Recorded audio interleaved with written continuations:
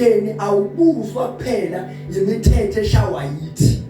Ubhekeni uKristu ufika khipha imithetho ayishayela indoda njengenhloko. Indoda ebese ithatha imithetho kaKristu iyehlisele emndenini wayo.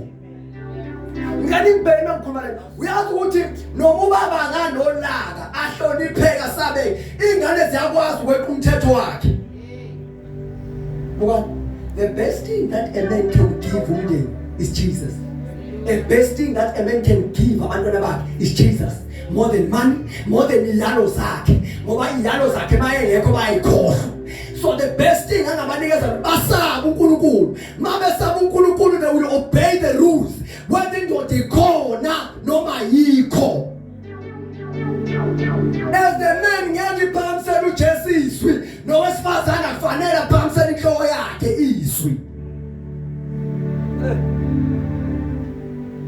Phamsela inhloko.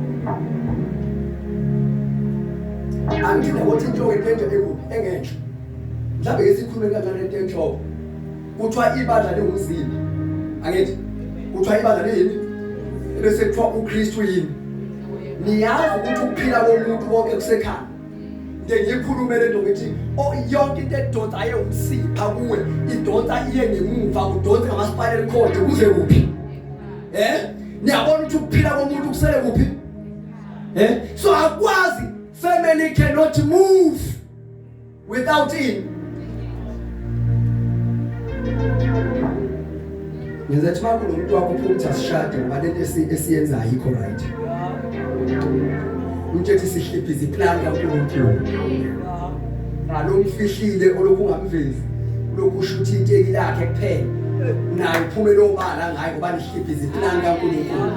Cela ukushumayeza ngibona umhlaba wonakala kanje kwahliphiswa iplan kaNkulunkulu.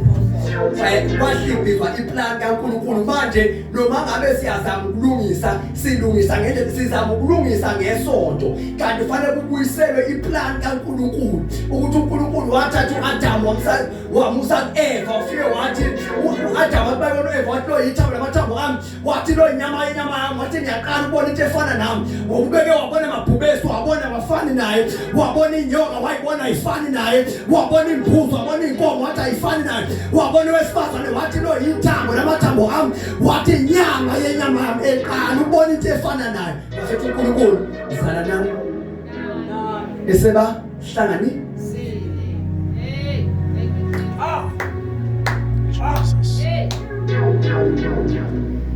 If we don't bring this message to our bazali emshadweni la ngani offendeki ningazalanga khona ngivumeleni ngikhulume nalapha